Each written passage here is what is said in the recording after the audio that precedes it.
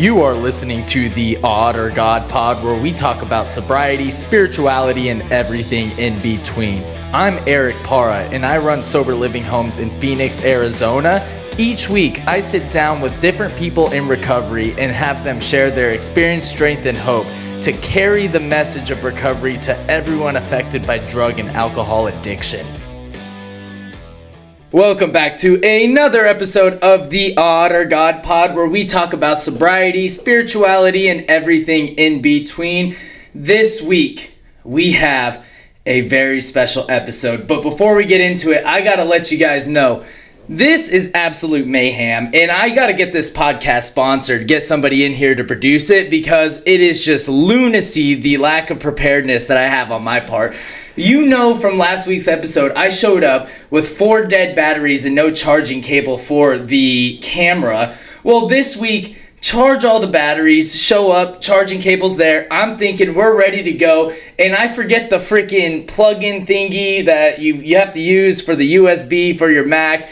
It's absolute mayhem. I have to run up to Best Buy. They charge me $30 for the damn thing, but that's neither here nor there. We are ready to have ourselves an episode. If anyone watching would like to produce the podcast for free, that'd be great. Either way, yeah, like I said, we've got a very special episode here today. Our guests, if you haven't noticed, guests, for those of you who aren't watching, find us on YouTube and watch. But there's 2 of them here. A little bit of a couple, I would say.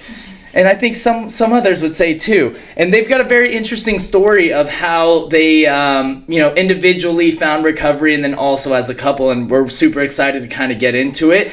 Let me stop rambling. Actually, just kidding. We just hit 1,000 followers on TikTok. What? So thank you guys so much for all the support and love that you guys have been showing us. That's just super amazing. And like I said, we always reach out. Every time you guys DM us everything, we always try our best to give you guys resources and whatnot. And super special shout out to Andrew DeVore, buddy. I'm so happy that we're able to help you out in your time of need this past holiday season. And we appreciate you being a loyal subscriber to the pod.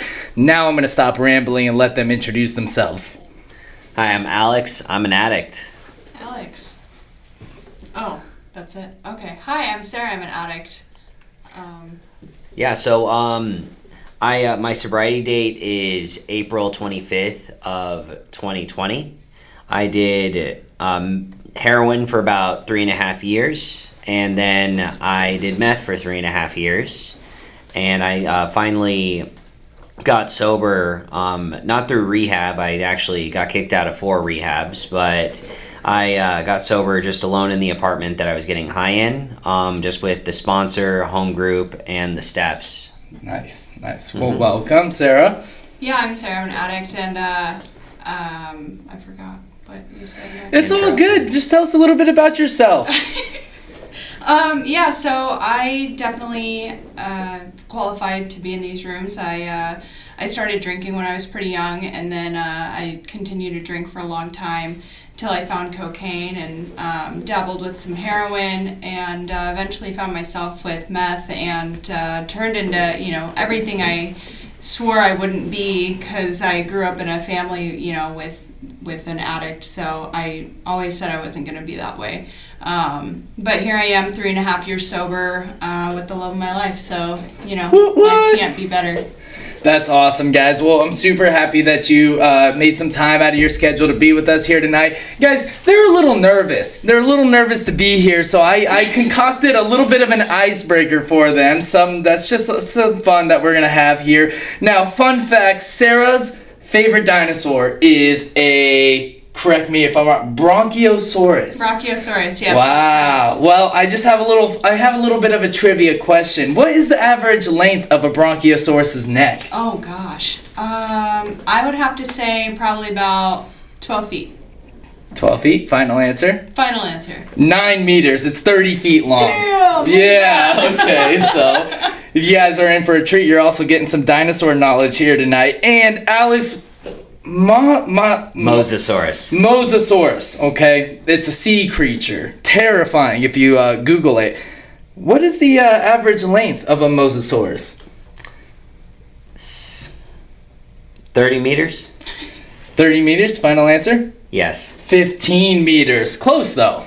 They make it look bigger in the 30 movies. meters would be about 100 feet long. That would be absolutely terrifying. It's like a Titanic swimming around. So, but thank you guys so much. Just wanted to kind of give you a little icebreaker, get you guys all settled in. Now, before we get into the couple side of things, I want to kind of get a little bit more information on the two of you individually, and we'll start with Alex and then go to Sarah.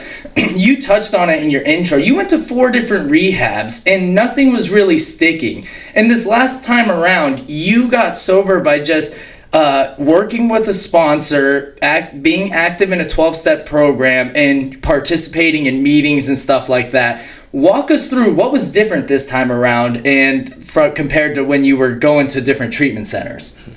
So the ultimate difference in this time around is I was completely and totally ready to surrender.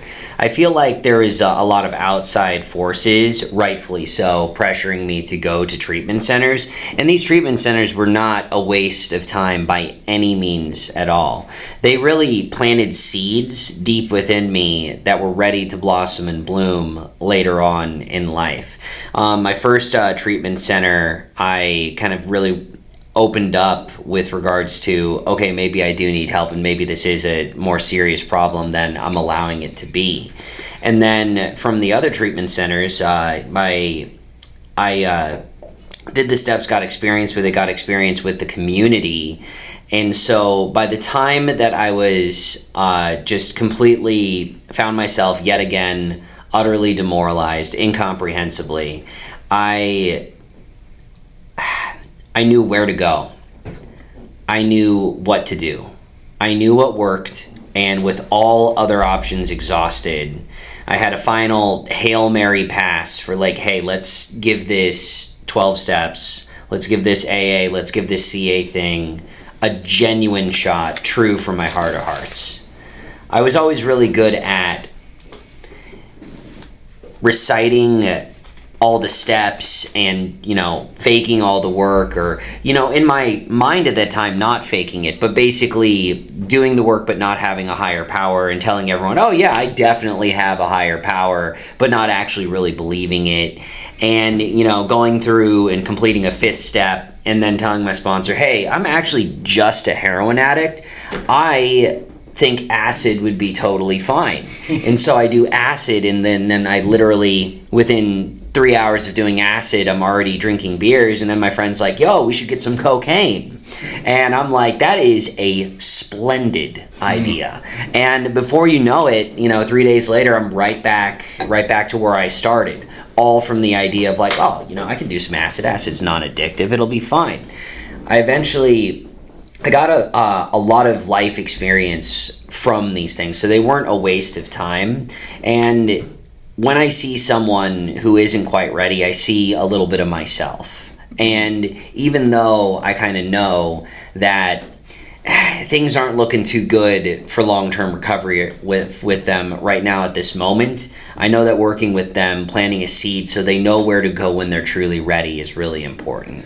Yeah, and I love how you touched on, like, you just never were really quite ready, and I think that's a thing that a lot of people struggle with. And I don't know, just based off my personal experience, I don't know if you're ever going to be 100% ready to jump right in. So I love that you touched on planting the seed, and eventually it'll take over time, and that's a lot of people's stories. So I appreciate you kind of sharing that with us. Sarah, we'll switch over to you here. Now, you said something that was very interesting in your intro. I want to dig a little deeper into that as well. You have family members that also, struggle with drug addiction. And a little fun fact that you had shared with me, I did my research, guys.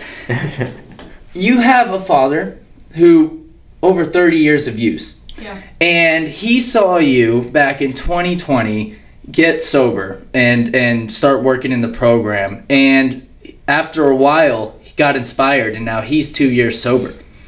I mean, tell us about that, how rewarding that is for you. Yeah, it's actually, it's really crazy to think about, because my entire life, like, I've known him as an addict, you know what I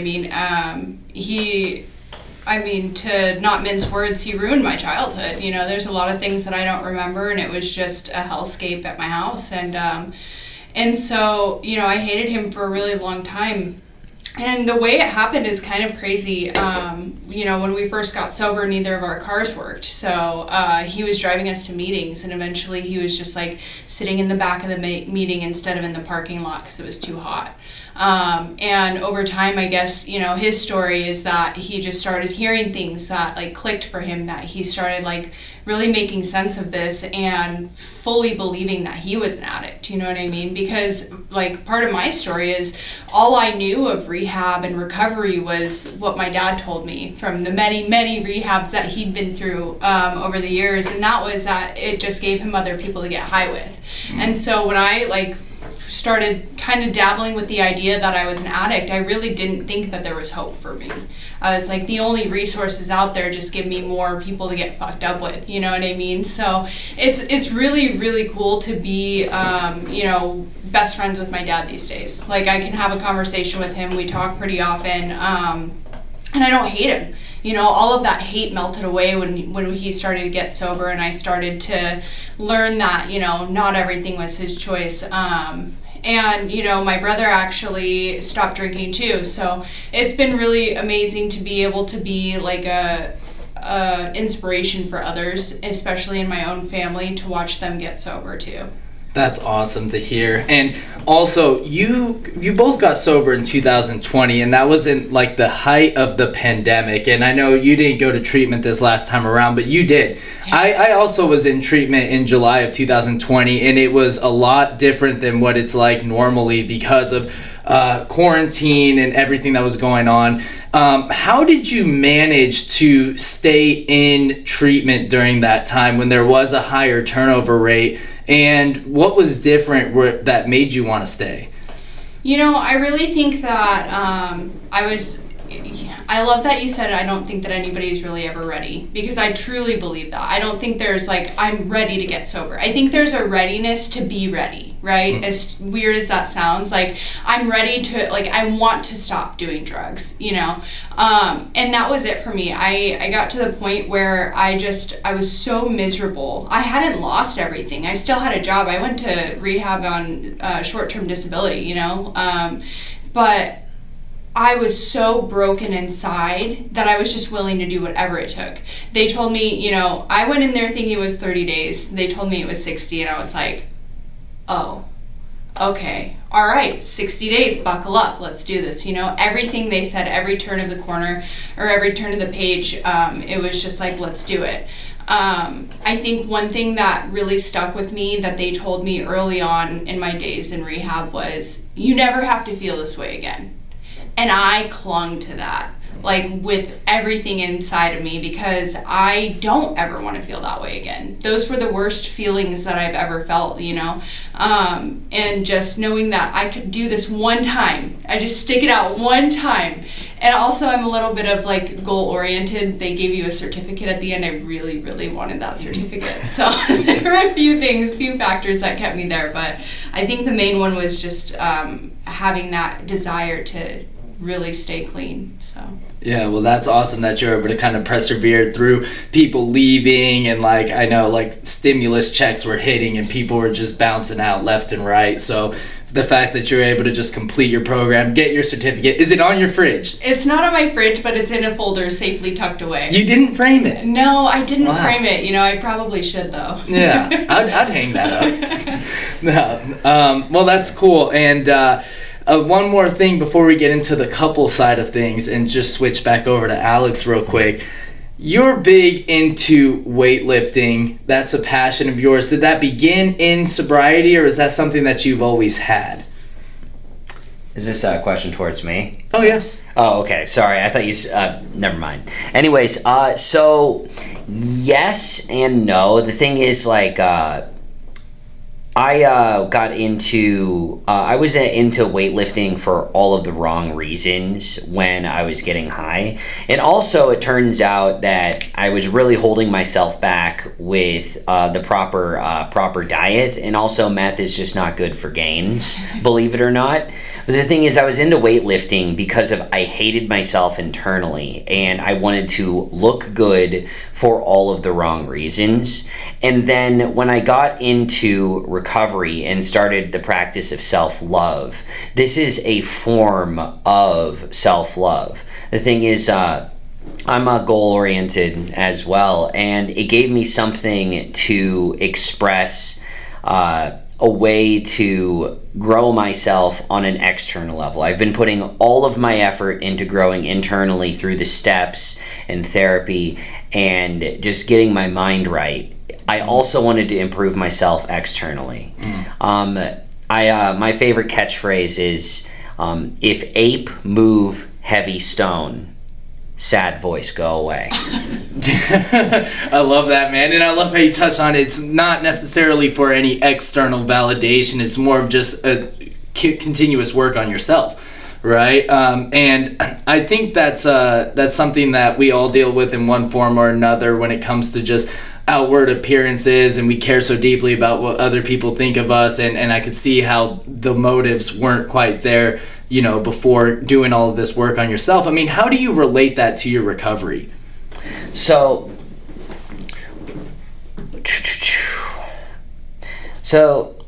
in recovery, I kind of got like a healthy obsession of sorts with regards to self-improvement and delaying good feeling now for long-term benefits.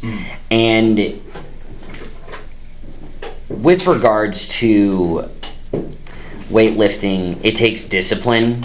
It takes creating a pattern of things. It also brings in kind of a period of a meditation on a consistent basis for me. It's just something that's simple and it makes sense. The one thing is I didn't really know myself, and I was discovering myself in recovery.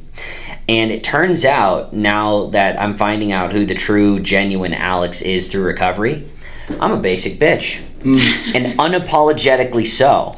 I love lifting heavy things. I love sports. So what? The thing is, I don't care anymore, because those are things that make me happy. And I've got to, get to actually see in the mirror myself grow. But it's all for me. I feel healthy. I feel great. I sleep well. And there's just something special and therapeutic for me. I hope that answers the question. No, that did, man. It gives us a lot of insight, and I think it's important to touch on it because a lot of people, when you do get into recovery, you learn it's about spiritual and mental, but also bodily health, right? And a lot of people do get into fitness and that kind of stuff. So I just wanted to touch on that because I think that would be helpful for some of our listeners. Absolutely. Let's get into what I would consider the most exciting thing: wedding, November, you two together, getting married. You used for a couple of years before you both got sober, and it's for the past 3.5 years you've been in recovery together. I wanted to touch just briefly of what it was like prior to going into recovery. I know you have a sobriety date a month before hers. Maybe just kind of touch on that together, and then I want to get into some more questions on what it's like now. Yeah, absolutely. So, we met each other. She has been a full-blown addict, for a long time, and so had I. So we were actually meeting each other kind of during the end period, little did we know, of our addiction, before we both were going to go, I've had enough, this is completely miserable. So something really rare and special is you find two individuals that just happen to be, have been using and abusing drugs or different things for over 7-8 years, and they're at the end of their rope. And when we met each other, she was a coke dealer and had a gun. And for me, Did you meet because she was selling you drugs? Yes. What? I was buying a bag of coke for her. Story? Okay, Yeah, can you please? Really tight story. Yeah. So, we met on Tinder, right? And off the bat, I didn't really like him. I could just see the first message just being the snowflake emoji question mark. It was literally our first conversation had the Joker in it, here we go. So dramatic, you know what I mean? I was I'm crazy, he's it's okay, that kind of deal. But I don't know, he rubbed me the wrong way, we didn't really hit it off. And then a few months later, he's got my dream car, I'm hitting him up on Snapchat, I was sending him heart face emojis, things like that. And he's like, hey, are you a good person to vent to still? I was like, dude, yeah, let's fucking hear it. You know what I mean? And so we talked for a few hours, and like the next day he hits me up. He's like, hey, can you still get Coke? Like, we've never met, right? Yeah. And I was like, yeah, I can get you Coke. Like, how much, you know? And so he comes over and picks up at 5 a.m. And he's like, hey, do you want to hang out? And the craziest thing, because like I wasn't planning on chilling, you know what I mean? Like, I was in it for the money at that time. And he's like, do you want to hang out? And I was in this rare period where I was trying to prove to my friends that I wasn't an addict. So I was doing that thing where I was like not doing drugs with them. So I had been sober, like clean for 3 days, and I was like miserable. He's like, you want to hang out? I was like, free Coke? Let's go! Yeah. so he trauma dumps on you, then hits you up for Coke, then asks you to hang out, and that's kind of how this whole thing started. Well, yeah, and then so I stayed with it. Like, we met, we really hit it off, man, and like I fell for him pretty much immediately. I stayed with him for 4 days. He dropped me off for like a few hours, and then he picked me back up, and I basically never left after that. You know, the rest is kind of history. But we went through a lot of hard times, man. I think that it was really tough getting high together. You know, we were both really horrible people in different ways, and the monsters come out, you know, especially when you're up for as long as we were, and just doing terrible things to each other. And it was like, I always called it like a light switch. I could literally see the soul like leave his eyes. Like, you know, he'd do a shot and then that was it. Like, I watched the light leave and I was like, there he goes, you know. That's 3 days, like, you know. And it got to the point where there was one time we're on our way to pick up, and I remember telling him, I was like, hey, do not let me pack the bathroom first, because I'm very particular in the way I had everything set up. And it got to the point where every time we got high, we were about to break up, you know. And I was like packing bags, and I always started with the bathroom for some reason. So I told him, I said, don't let me start the bathroom first. And he's like, we're gonna do our absolute best to get along, you know. And that was the, like, you know, you can romanticize getting high all you want, but there was a lot of bad in there. Yeah. And getting clean, was that more of a collective decision, or did one of you kind of lean more towards it than the other one, and one followed? So one cool blessing was I had the seeds planted in me from all of those times in recovery, and been flirting with recovery, dipping my toe in, getting, you know, picking up a 60-day chip every once in a while, picking up a dirty 90-day chip every once in a while. I actually have a lot of white chips, a ridiculous amount of white chips, because if I wasn't ready to accept the fact that I was an addict, but I knew something was terribly wrong, I thought that that life was unmanageable with drugs, but I was not powerless. So that just keeps, you know, a feedback loop of me getting, you know, short periods of time getting off. But anyways, I digress. I remember pitching it to Sara after a particularly rough night, and the lights came back on and we weren't high anymore, and just kind of in that phase in between highs, that you, those moments of clarity that you get where you're not totally insane. You know, hey, we should get sober. And what'd you say? Have fun with that. I was not about it at all. Like, I was like, he's the problem. He's so much worse than me. I can, you know, like, I wasn't convinced I had a problem yet. And it took me probably 6 months of going in and out while he was doing the straight and narrow for me to figure out that, like, he wasn't the problem. And it became abundantly clear, let me tell you. So yeah, it was like he said, those moments of clarity between getting high, it was like I said, the light switch. The times getting high were rough, but the times outside of getting high, we clicked so well. Like, we just fit. Like, I truly believe, like, I found the one, you know what I mean? Like, he's my soulmate. And so we were lucky enough to be able to find those moments in between to hold on to.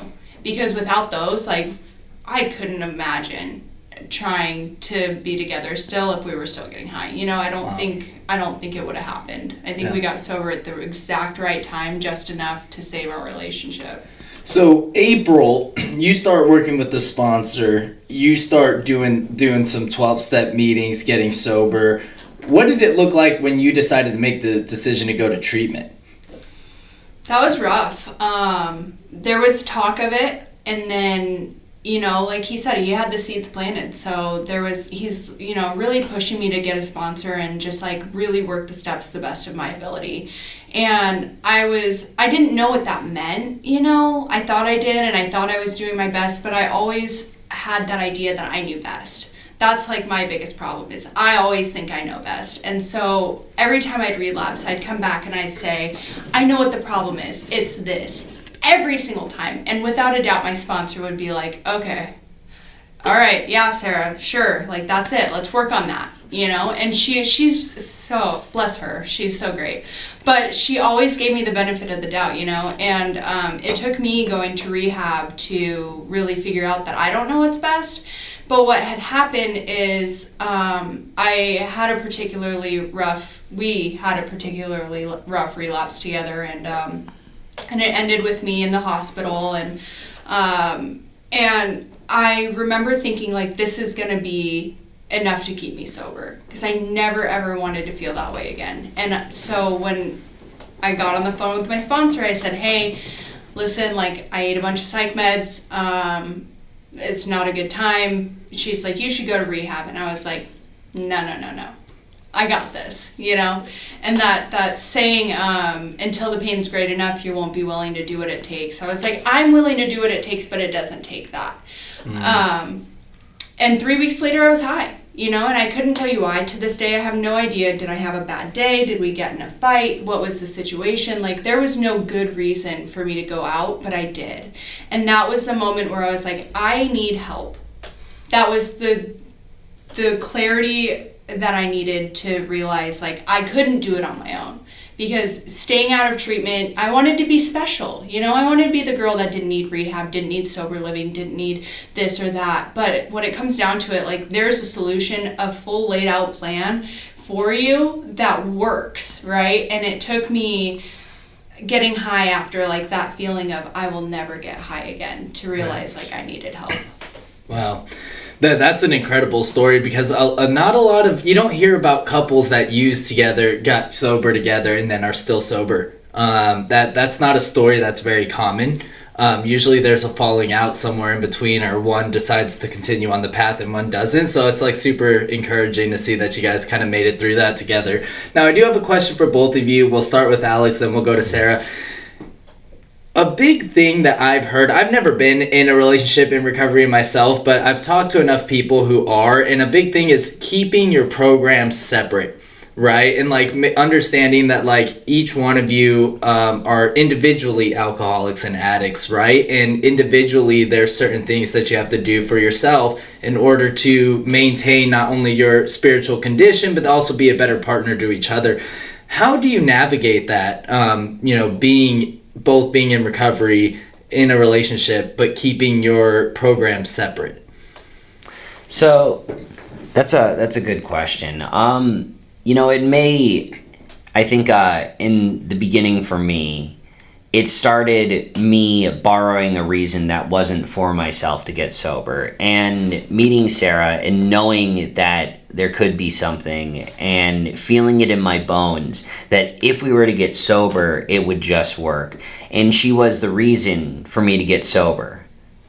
Now, that won't last forever. You can't stay sober for someone else. But it was enough to get enough activation energy for me to learn how to be sober for myself.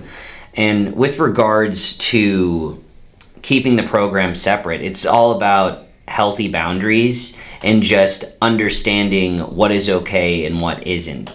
We often talk recovery all the time, bouncing ideas off each other, asking for each other's opinion on like how to sponsor individuals. Hey, what would you do with this situation? Hey, how do you teach step 3? How do you and we talk recovery a lot. However, there's a differentiation between talking recovery and telling someone how they should work their program.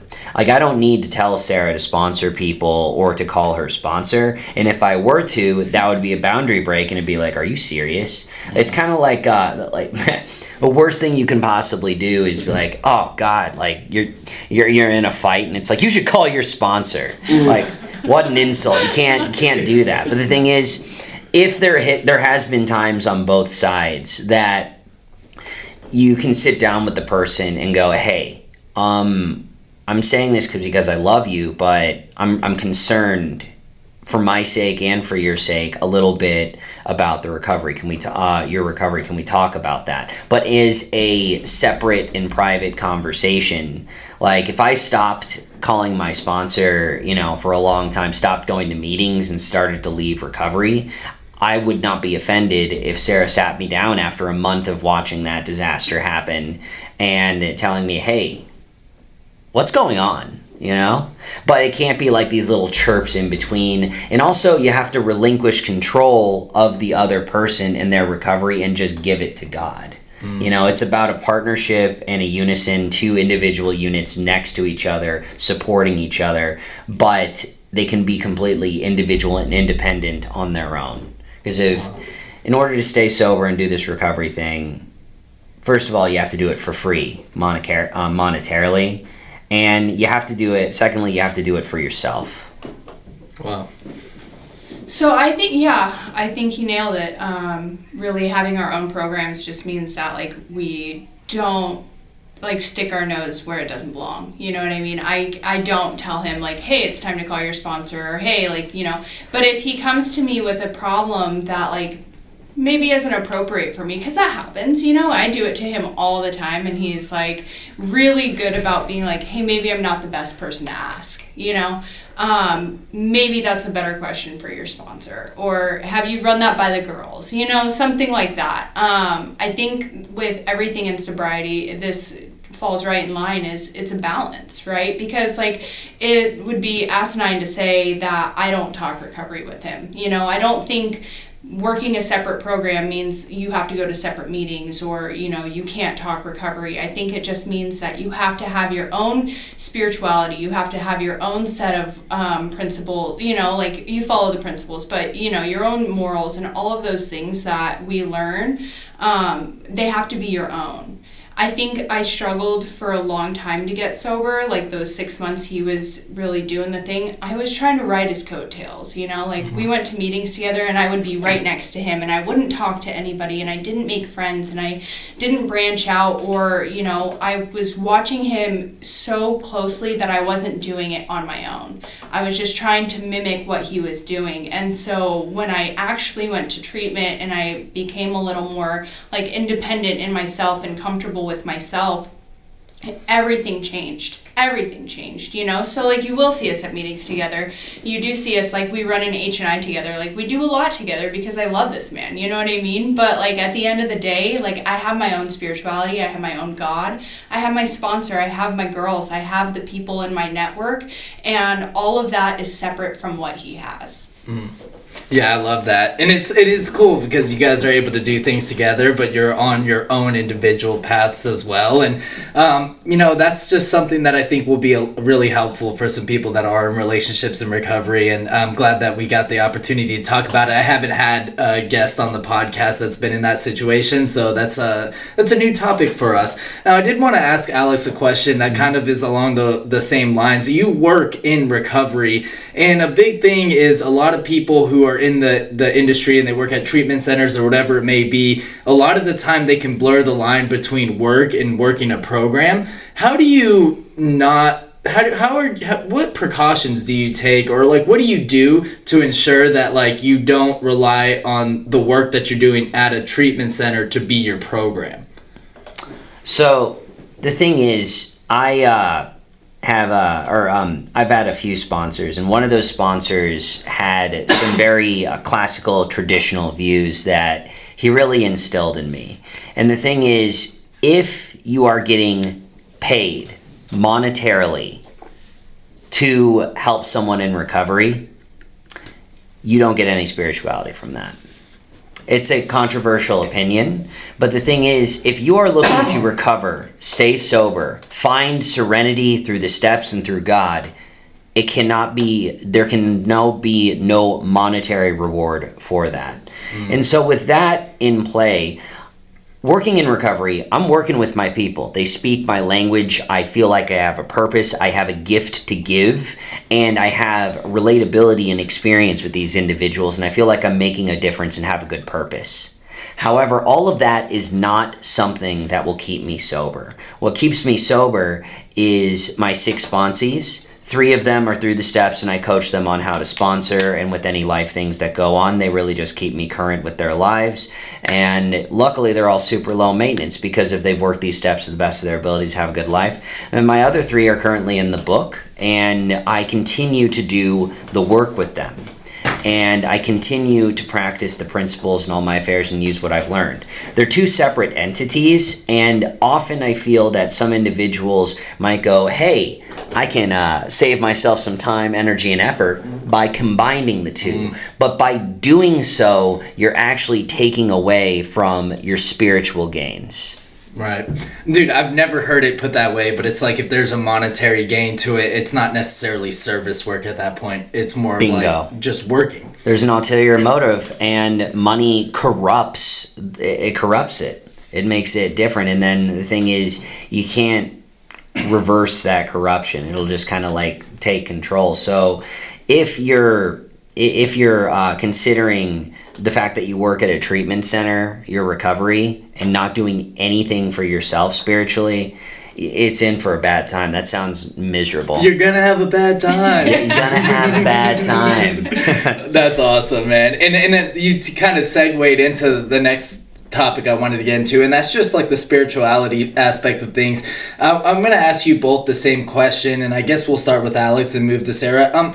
Did you grow up with the concept of a higher power? Did you have God in your life prior to being introduced to the 12 steps, or is that something that you kind of learned, or you were part of the educational variety, they would say? So I grew up believing in God, not by choice. Then had a bad taste of religion, Roman Catholicism, the more boring version of Christianity and more strict version.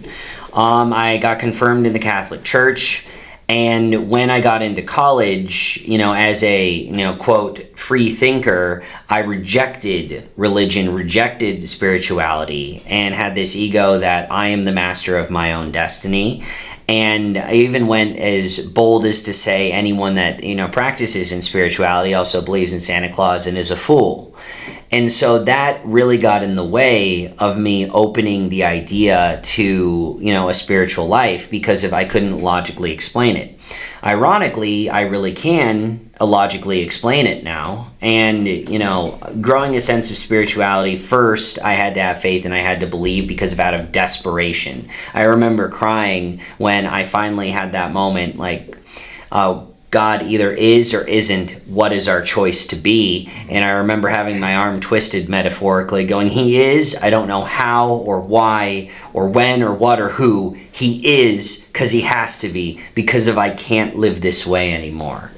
And through that, I became a spiritual individual and really grew spiritually. But then in the back of my head, it's like, well, how do I logically explain that? What would 19-year-old asshole atheist Alex have to say about this? And well, 19-year-old atheist Alex, I got a message for you. Listen here, sport. You're about to go in for a hell of a whirlwind, and I wish I could. It's tragic that I can't talk to you to warn you about it, but hey, it'll build character.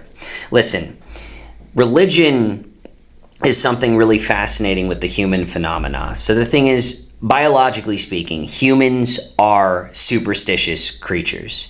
And this is shown when 2 ancient societies on other sides of the globe have had zero interaction with one another. But they do have a commonality: religion, spirituality. The thing is, humans want to know the answers to things, and deep within they're superstitious and they feel something spiritual. They need to have an answer. This is a power that can be tapped into, and it's something that can be incredibly healing. So it's in your human nature to be spiritual, and I feel that spirituality helps you find self-actualization, serenity, and true happiness. So whether it's technically, logically real or not, it's completely and totally irrelevant. It's a beautiful human phenomena that everyone should take part in. It's something private to someone, and it's part of the human experience. So don't be an asshole and enjoy it. Oh, dude, that was very eloquent, and I'm sure 19-year-old asshole Alex would have appreciated that message. And you hear it all the time if you work a 12-step program. It's like deep down in every man, woman, and child, there's like a fundamental idea of God, and that's what you just explained to us, dude. So that was awesome. Sarah?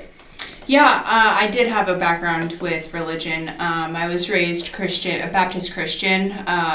Also pretty strict, and I had a bad experience with it. Like the pastor's kids made fun of my family. Like everybody knew our dirty laundry, so like we were kind of the outcasts. And by the time I got into drinking, like I had turned my back on religion completely. And I didn't think so in the beginning, but it made the recovery thing really hard for me.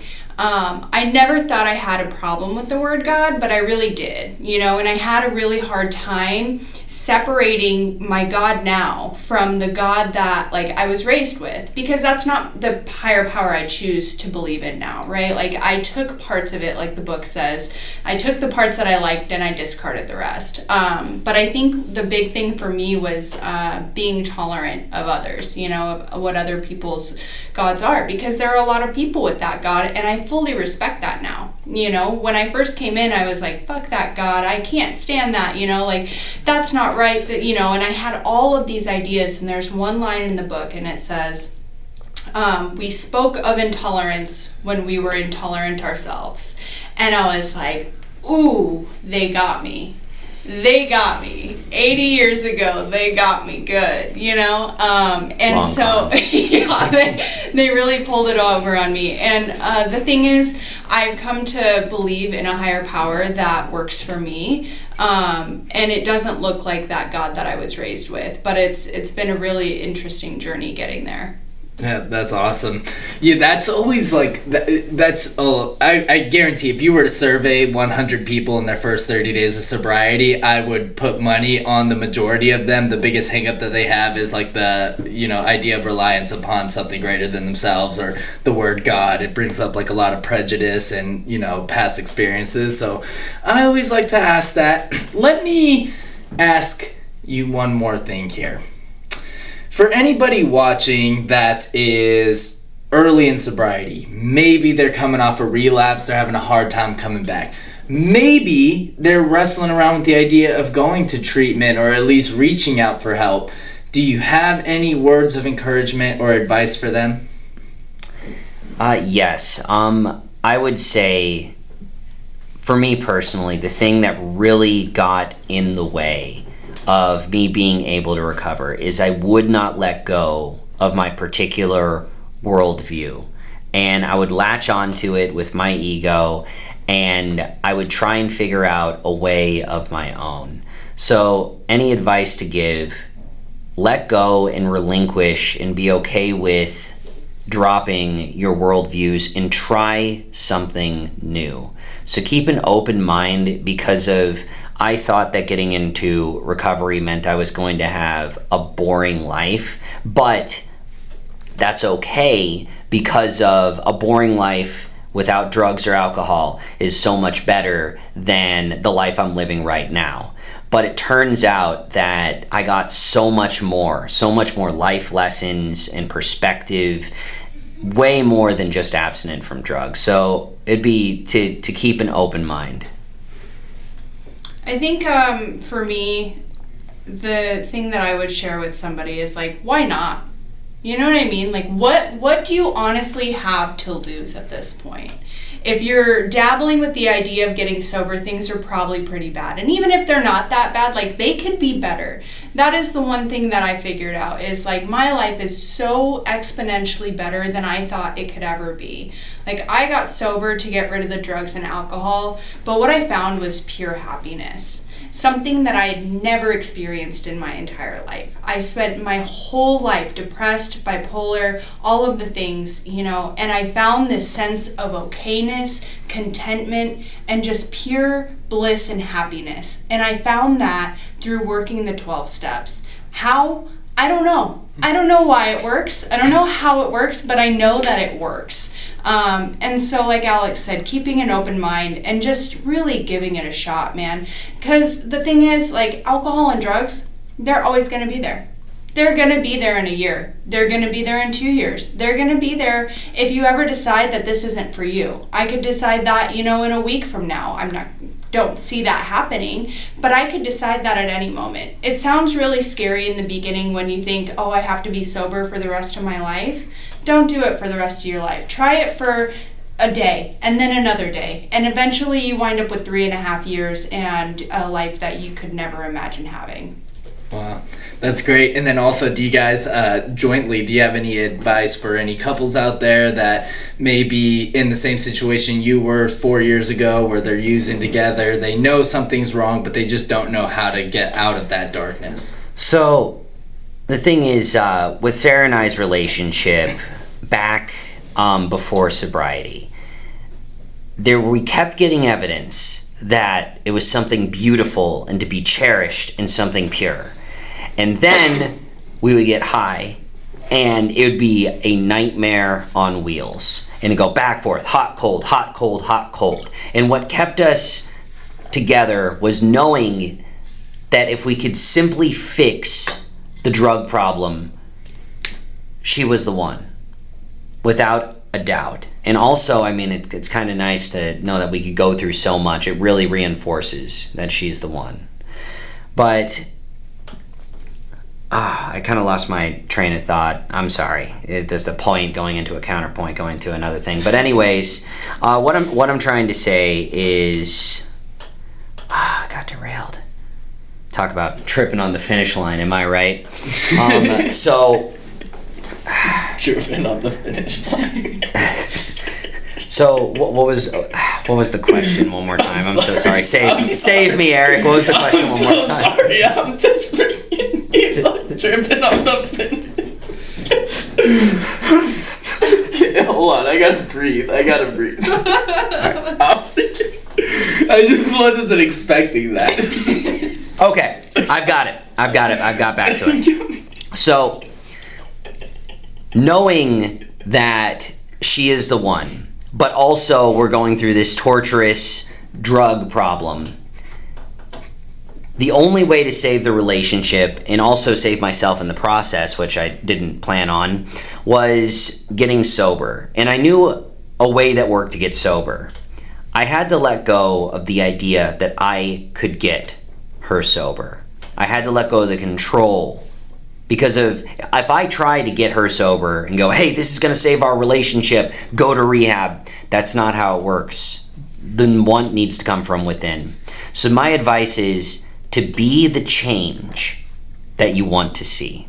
By me getting sober in front of her, and me getting 5.5 months in front of her, and her seeing the change made sobriety looked attractive. Attraction rather than promotion. And she kind of joined along and stood in the footsteps, and eventually she found herself in meetings. She found herself with a sponsor, not because if I told her to, but because if she saw that's what I've done and I was on to something with this happiness thing. She once wrote in a poem that she wrote that she would always follow in my illuminating footsteps. And now that she's here with me, we're making an illuminating pathway together. And I couldn't be happier. Oh, that was great. Advice for couples in maybe the same position that we were in. That's tough, man, because like you said, this isn't like a normal thing, you know, this isn't something that you see often. And I think that would be my advice is like, be honest with yourself, you know, is there something there without the drugs and alcohol? Because that was something that I had to look at really deep in rehab. And I'll be honest, like there was a point where I wasn't sure if there was something more, you know, like deep down I knew, but there was a part of me that questioned it. And when I got to rehab and he supported me every step of the way, and he showed me that even though I wasn't there and even though the drugs weren't there, he still loved me, that was it for me. That's what really drove it home. But like, getting sober isn't an easy thing, right? Like, it's probably the hardest thing that I've ever done.